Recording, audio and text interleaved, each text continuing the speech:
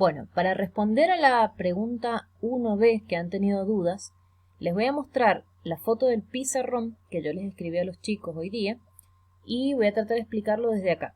Bueno, primero, antes de responder a la pregunta del 1B, vamos a diferenciar de qué nos hablan las medidas de tendencia central y qué nos hablan las medidas de dispersión.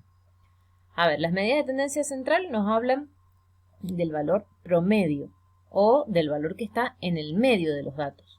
Si hablamos del valor que está en el medio, tenemos un 50% de los datos por debajo de ese valor promedio y un 50% de los valores por encima de ese valor promedio.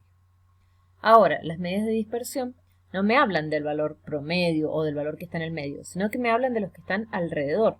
Me va a decir cuán cerca o cuán lejos están los valores respecto al valor promedio. ¿Sí? Esa es la diferencia entre uno y otro.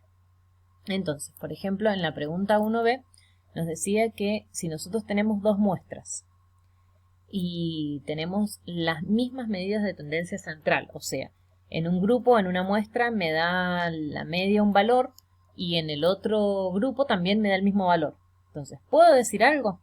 Bueno, para poder responder a eso me tengo que imaginar alguna situación. Por ejemplo, yo les decía a los chicos que pensaran en dos grupos distintos. Por ejemplo, un grupo de niños y un grupo de mayores.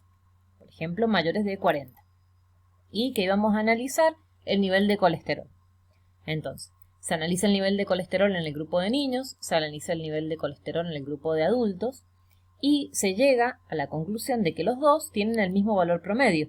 Los niños tienen 15 miligramos por decilitro y los mayores también tienen 15 miligramos por decilitro. Entonces, si yo me quedo con este dato nada más, no puedo decir mucho más que esto. Que el grupo de los niños y el grupo de los adultos tienen el mismo valor promedio del nivel de colesterol. Entonces, no puedo decir nada más. ¿Necesito alguna otra medida o algo más para poder explayarme y poder llegar a una conclusión más amplia? Sí, necesito otro valor. ¿Cuáles son esos valores o esas medidas? Las medidas de dispersión. Por ejemplo, si yo tengo que en los dos tengo el mismo promedio, pero al sacar alguna de las medidas de dispersión, ya sea la varianza, ya sea el coeficiente de variación, ya sea la desviación, llego a que, por ejemplo, el grupo de los niños me da que la mayoría está cerca del valor promedio. ¿Por qué? Porque voy a obtener una desviación baja o un coeficiente de variación menor al 30%. Y cuando hago el análisis con los adultos, llego a que la medida de variación o la medida de dispersión es mayor al 30%.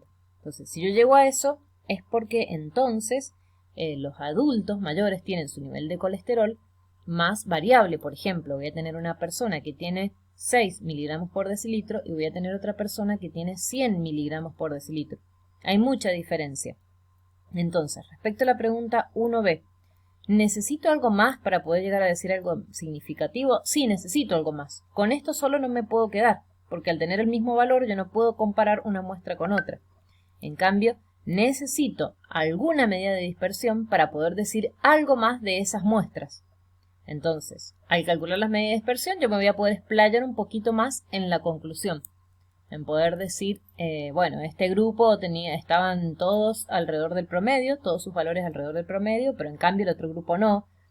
Bueno, y así poder decir otras conclusiones también. Yo me centro solamente en esto para poder darles una respuesta al 1B nada más. Bueno, espero que se haya entendido y cualquier cosa me pregunta.